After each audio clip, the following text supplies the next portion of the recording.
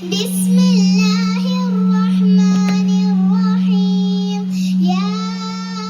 أيها الذين آمنوا لا تكونوا كالذين آذوا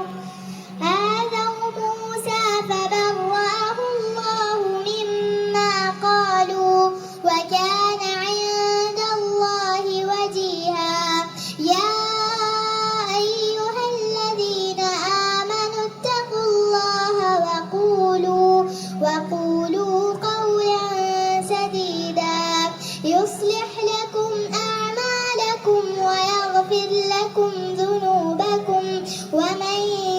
يطع الله ورسوله فقد فاز فوزا عظيما إنا عرضنا الأمانة على السماوات والأرض والجبال فأبين أن يحملنها وأشفقن منها وحملها الإنسان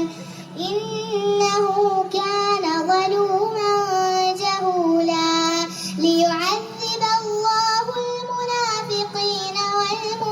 والمنافقات والمشركين والمشركات ويتوب الله